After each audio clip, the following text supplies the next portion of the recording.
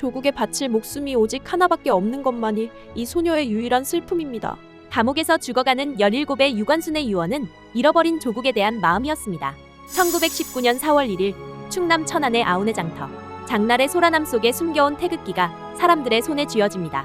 정오를 알리는 신호와 함께 유관순의 가녀린 목소리가 장터의 공기를 가릅니다. 대한 독립 만세! 순식간에 3천여 명의 군중이 화답하며 장터는 거대한 태극기의 바다로 변했습니다. 일본군의 무자비한 총칼 앞에 부모님이 쓰러지는 비극을 겪으면서도 그녀는 끝까지 독립의 의지를 굽히지 않았습니다. 꽃다운 나이에 바친 고결한 삶. 오늘 우리가 누리는 평범한 일상은 107년 전 오늘 아우네 장터를 뒤흔든 뜨거웠던 함성에서 시작되었습니다.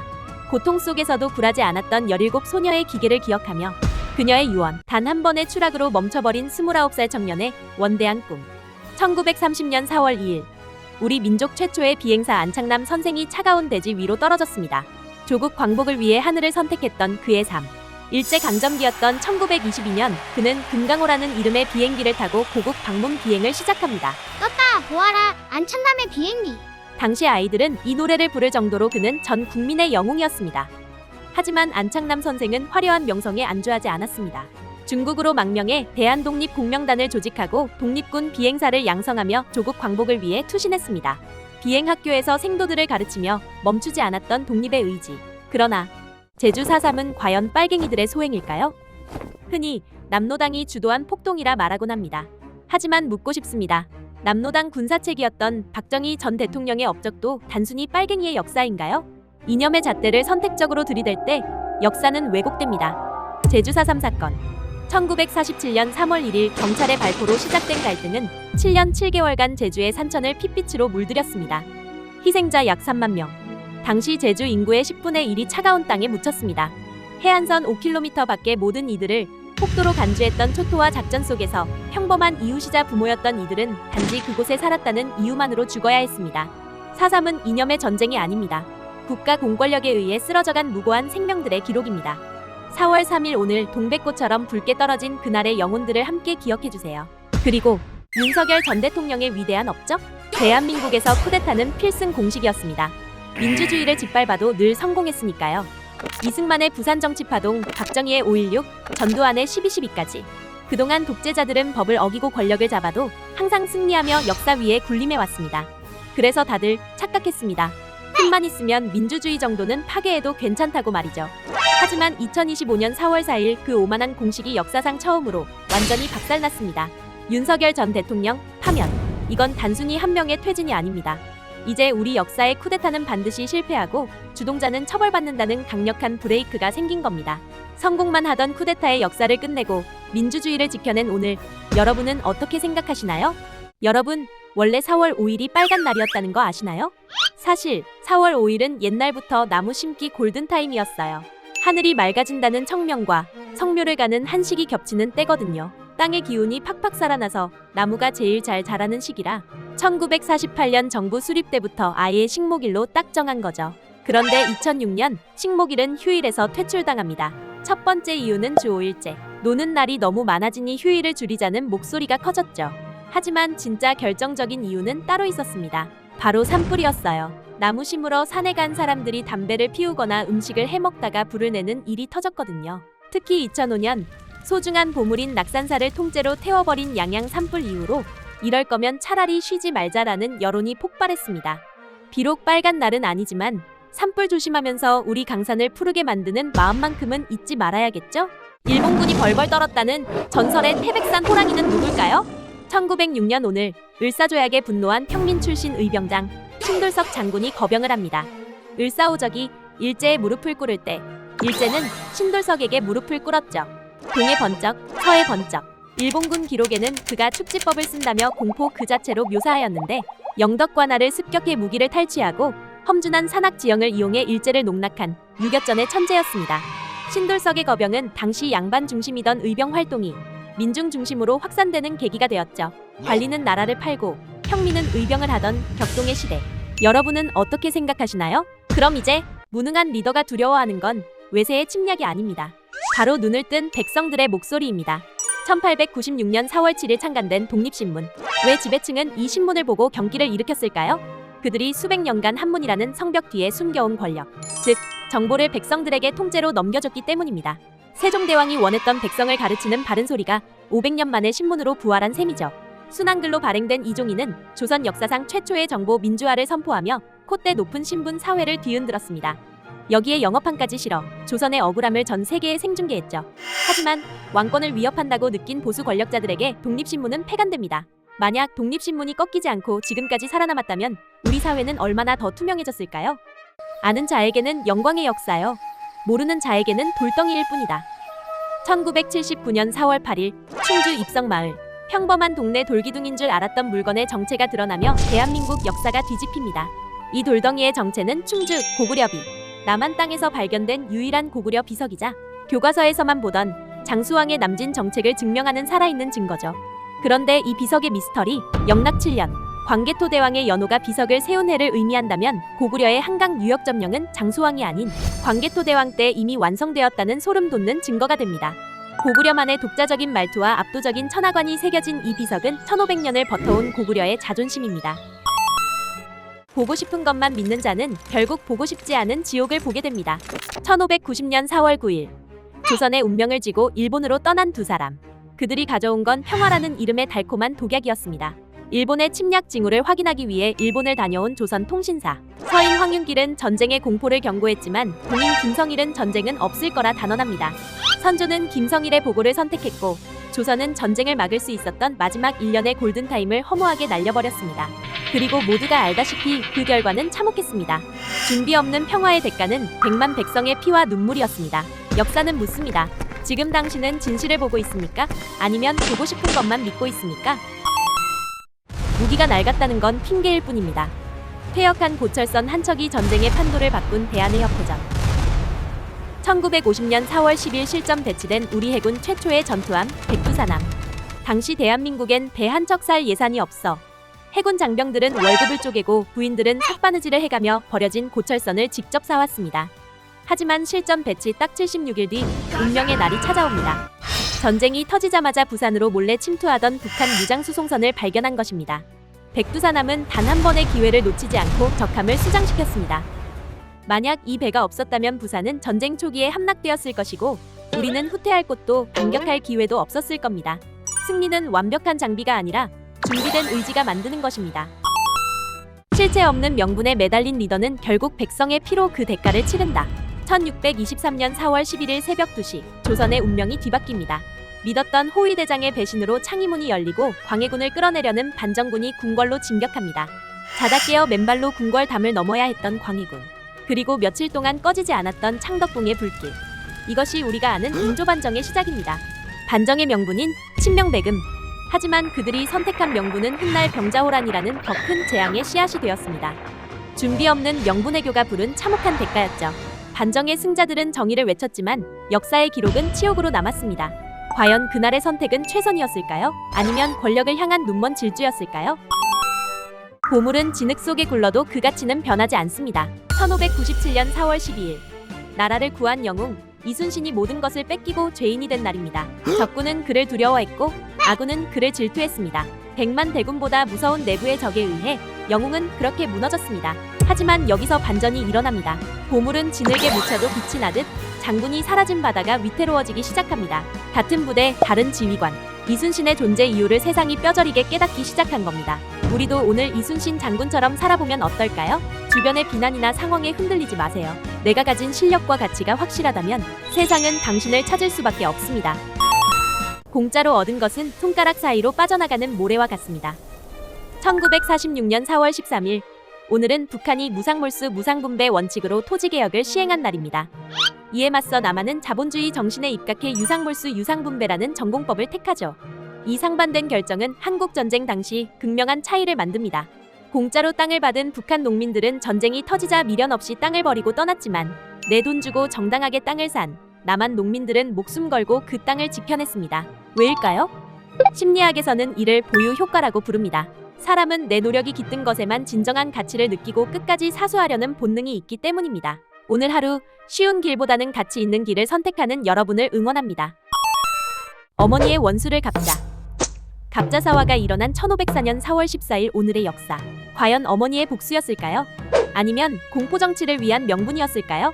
연산군이 패비 윤씨 사건을 알게 된 건 즉위한 해로 수라를 걸은 기록을 통해 그의 상실감을 알 수 있죠. 하지만 그로부터 9년 후 그는 피해 복수극을 시작합니다. 이세자와 같은 살아있던 신하는 숙청을 하고 비양을 보냈으며 한명회와 같은 세상을 떠난 신하는 부관참시를 하였죠. 오늘의 역사를 본 여러분은 연산군의 갑자사화를 어떻게 생각하시나요? 조선도 몰랐다. 영국의 거문도 점령 사건. 1885년 4월 15일 영국 해군은 러시아를 막겠다는 이유로 거문도를 기습 점령합니다. 본인들 마음대로 항구를 세우고 요새를 만들었죠. 거문도는 조선 땅인데 영국은 이 사실을 청나라와 일본에만 알립니다. 정작 주인인 조선은 우리 땅이 점령당한 걸 한참 뒤에야 알게 되죠. 남의 나라 영토를 뺏으면서 주인만 빼고 공유한 겁니다. 더 기가 막힌 건 점령을 다 끝내놓고 나서야 조선 정부에 돈 줄 테니 땅을 빌려달라며 임차 교섭을 시도하는 뻔뻔함을 보였다는 거죠. 힘이 없으면 내 집에 불청객도 못 내쫓는 냉혹한 국제 정치의 현실. 만약 영국이 이때 거문도를 끝까지 돌려주지 않았다면 지금 우리 역사는 어떻게 변했을까요? 유네스코 세계유산에 등재를 추진 중인 암사동 신석기 유적지. 일제는 왜 발굴을 포기했을까요? 1925년 대홍수로 유적의 존재가 드러났지만 일제는 식민사관을 증명하기 위해 고대사 발굴에만 집착했습니다. 신석기 문명은 관심도 없었죠. 하지만 해방 이후 우리 연구진의 끈질긴 조사 끝에 1974년 4월 16일 대규모의 신석기 유적임을 확인합니다. 강가에서 물고기를 잡고 도토리를 저장하며 수십 명의 사람들이 공동체를 이루어 살았던 흔적. 6천년 전 한강변의 삶을 복원해낸 것은 결국 우리의 손이었습니다. 강옥립에 대한 몰랐던 사실 3가지. 첫째, 강옥립은 무관이 아닌 문관이었습니다. 임진왜란 속에서 실전 경험과 외교력을 동시에 인정받으며 조선군 도원수에 임명되었죠. 둘째, 광해군에게 항복 밀지를 받은 건 거짓. 실제 사르후 전투에서 조선군 9,000명이 처참하게 전사했습니다. 피 터지게 싸우다 잡힌 건데 훗날 인조반정 세력이 광해군을 몰아내려고 비겁한 항복 프레임을 씌웠다는 게 학계의 입장입니다. 셋째, 그는 매국노였다? 아니죠. 정묘호란 때 후금이 그를 대동하여 쳐들어 오긴 하지만 후금의 정보를 조선에 전달하고 후금과 조선의 강화를 위해 노력하였습니다. 조정의 사형 요구에도 인조가 그를 끝까지 살려둔 이유죠. 1619년 4월 17일은 그의 포로 인생이 시작된 날입니다. 이래도 그가 배신자인가요? 고려 4대 왕 광종. 그는 누구였을까요? 949년 4월 18일 전쟁 같은 전국 속에서 광종의 시대가 열립니다. 그는 단순한 왕이 아니었습니다. 기득권을 해체하기 위해 평생을 바친 철저한 전략가였습니다. 첫 번째 승부수, 노비한 건법. 억울하게 노비가 된 사람들을 해방시키고 호족들의 권력 기반을 단숨에 흔들어버린 혁명적 조치였습니다. 두 번째 승부수, 과거제 도입. 신분이 아닌 실력으로 인재를 뽑는 시대. 고려가 처음으로 열었습니다. 마지막으로 그는 스스로를 황제라 칭하고 배경을 황도라 불렀습니다. 중국과 대등한 제국임을 선포하며 고려의 자존심을 세운 것입니다. 백성을 해방하고 왕권을 세워 500년 고려의 기틀을 닦은 군주. 우리는 그를 광종이라 부릅니다. 4월 18일 오늘의 역사였습니다. 역사는 기억하는 자의 것입니다. 고등학생이 눈에 최루탄이 박힌 채 죽었습니다. 그런데 정부는 공산당의 배후 조종이라며 시민들을 범죄자로 몰았죠. 1952년 부산 정치 파동, 1954년 4.45 입대헌, 1960년 3.15 부정선거, 12년간 쌓인 분노가 폭발하는 데는 단 한 장의 사진이면 충분했습니다. 4월 11일 실종됐던 고등학생 김주열의 시신이 마산바다 위로 떠올랐습니다. 눈에 박힌 건 전쟁터에서나 쓰는 군사용 최루탄. 국가가 자국민의 얼굴에 조준 사격을 한 겁니다. 피해 화요일이라 부르는 4월 19일. 국제 정권은 시위대를 향해 무차별 발포를 시작했고 단 하루 만에 186명이 목숨을 잃었습니다. 하지만 총칼도 자유를 향한 의지를 꺾을 순 없었죠. 발포 7일 뒤 독재자는 결국 하야했습니다. 평범한 시민들이 피로 일궈낸 기적, 바로 4.19 혁명입니다. 오늘 비가 안 오면 올해 농사는 끝납니다. 오늘은 4월 20일 고구이기 때문이죠. 곡식을 살리는 비. 씨앗이 싹을 틔우려면 바로 지금 이 비가 혈액처럼 필요합니다. 조선시대 왕은 이날 직접 밭을 갈았습니다. 왕이 농부가 되는 날이었죠. 반면 선비들은 비가 내리기 직전까지 차밭에서 밤을 새웠습니다. 비가 내리기 전 그 마지막 순간에 딴 찻잎이 우전으로 1년 중 가장 귀한 차이기 때문입니다. 지금 창밖을 보세요. 비가 오고 있나요? 누군가에겐 생존의 소리, 누군가에겐 봄의 마지막 신호입니다. 지도에서 조선의 영토가 사라질 뻔한 순간을 아십니까? 1903년 오늘 압록강 어귀의 작은 포구 용안포가 러시아군에 점령당했습니다. 이들은 총 대신 도끼를 든 벌목공인 척 위장하고 잠입했습니다. 하지만 본색은 달랐죠. 나무를 베겠다던 러시아는 순식간에 요새를 짓고 대포를 설치하며 이곳을 자신들의 조차지로 선포합니다. 사실상 한반도 북부를 러시아 땅으로 만들겠다는 선전포고였습니다. 한반도를 독점하려던 일본은 즉각 뒤집어집니다. 이 사건으로부터 채 1년도 안 되어 동아시아의 판도를 바꾼 러일 전쟁이 폭발합니다. 강대국들이 남의 나라 땅에서 장기판을 벌이는 동안 대한제국의 목소리는 철저히 지워졌습니다. 오늘의 역사가 주는 교훈, 힘이 없는 평화는 선언에 불과하다는 사실입니다. 성공 확률 0%. 고종 황제가 보낸 3명의 비밀 특공대가 있었습니다. 1907년 4월 22일 오늘 서울을 비밀리에 떠난 기차 한 대. 그 안에는 대한제국의 운명을 쥔 비밀 밀서가 숨겨져 있었습니다. 이준, 이상설, 이휘종. 목적지는 8,000km 떨어진 네덜란드 헤이그. 일본 몰래 전 세계에 외치려 했습니다. 우리나라는 아직 죽지 않았다고. 하지만 회의장 문은 굳게 닫혀 있었습니다. 강대국들은 약소국의 비명에 귀를 닫아버렸죠. 그때 20대 청년 이휘종이 유창한 영어와 프랑스어로 기자들 앞에 섭니다. 총칼보다 무서운 펜의 힘을 빌린 최후의 반격이었습니다. 하지만 그들의 목소리는 세계에 닿지 않았습니다. 100년 전 오늘 여러분이라면 성공 확률 0%의 이 무모한 도전을 하실 건가요? 영조 4년 이인자의 난이 일어납니다. 왕은 가짜다! 경종이 갑작스럽게 죽은 뒤 영조가 즉위하자 권력에서 밀려난 소론은 들끓었고 개장과 생감으로 경종을 독살했다는 소문은 민심을 흔들었습니다. 1728년 4월 23일 이인자는 칼을 뽑아 청주성을 점령하고 반란의 불씨를 전국으로 퍼뜨렸습니다. 반란군은 한양을 향해 파죽지세로 진격했지만 거기까지였습니다. 안성과 죽산에서 벌어진 최후의 전투에서 관군의 전략에 휘말려 괴멸당하고 맙니다. 주동자 이인자는 결국 한양으로 압송되어 비참한 최후를 맞았죠. 하지만 이 비극적인 난은 역설적으로 영조의 탕평책을 꽃피우는 도화선이 되었습니다. 만약 반란이 성공했다면 조선의 역사는 어떻게 바뀌었을까요? 믿었던 동지의 배신으로 궁지에 몰린 이 남자. 그는 누구일까요? 그는 녹두장군 전봉준입니다. 그는 왜 죽창을 들 수밖에 없었을까요? 탐관오리 조병갑의 횡포가 없었다면, 안핵사 이용태가 올발랐다면, 고종이 남의 나라 군대를 끌어들이지만 않았다면, 무엇보다 이천냥의 눈먼 동지가 그를 밀고 하지만 않았다면 전봉준은 1895년 4월 24일 오늘 차가운 교수대 위에서 생을 마감하지 않았을 겁니다. 조선을 바꾸려 했던 남자가 정작 조선 땅에서 이방인처럼 죽어갔습니다. 그가 목숨 걸고 막으려 했던 망국의 그림자는 결국 현실이 되었죠. 고부간민을 외쳤던 전봉준. 여러분은 그를 어떻게 기억하시나요? 태어난 지 돌도 안 된 아들을 세자로 책봉하며 왕이 말했습니다. 장차 조선을 빛낼 아이가 태어났다. 조선 역사상 가장 빠른 세자 책봉의 주인공. 그러나 세자 기간만 26년을 한 그는 누구일까요? 바로 사도세자입니다. 장차 조선을 빛낼 세자는 당시 집권 세력인 노론과의 마찰, 영조의 가혹한 완벽주의, 그 압박 속에서 무너져 내렸습니다. 결국 영모설과 잇따른 추문에 직면한 영조는 극단적인 선택을 내리며 세자는 뒤주 속에서 8일 만에 숨을 거뒀습니다. 성군이 되고 싶었던 아버지와 괴물이 되어버린 아들, 여러분의 생각은 어떠신가요? 우리나라 최초의 화폐는 왜 만들었을까요? 996년 오늘 고려 성종이 건원증보를 발행합니다. 만든 이유는 3가지입니다. 첫째, 호족들이 쥔 경제권을 국가가 빼앗아 오기 위해서. 화폐 발행권은 곧 권력이니까요. 둘째, 세금으로 거둔 쌀 수백 포대 대신 동전 한 주머니로. 운송비가 확 줄어들죠. 셋째, 지역마다 품질이 다른 쌀 대신 규격화된 동전으로. 세금 계산이 딱 맞아 떨어집니다. 하지만 좋은 정책이 좋은 결과로 이어지진 않습니다. 위조도 쉽고 먹지도 못하는 동전. 백성들은 외면했어요. 유통망도 부족했던 건원중보는 결국 역사 속으로 사라졌죠. 실패로 끝난 동전 하나. 하지만 그 도전이 없었다면 지금 여러분 지갑 속 지폐도 없었을지 모릅니다. 연산군, 경종, 정조.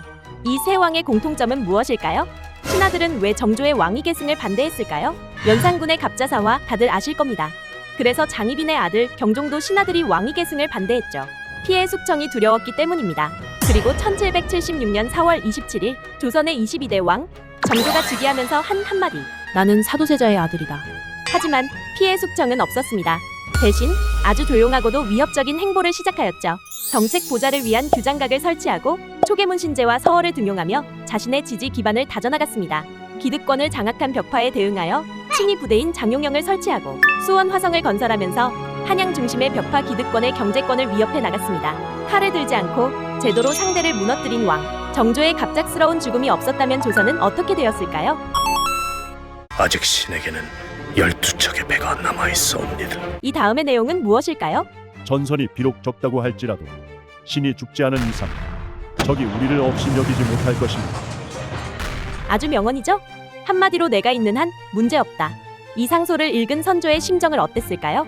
본인이 직접 목에 가뒀던 사람, 자신의 판단으로 수군을 몰살시킨 칠천량 해전, 조선의 바다가 일본의 바다가 된 현재, 유일한 희망.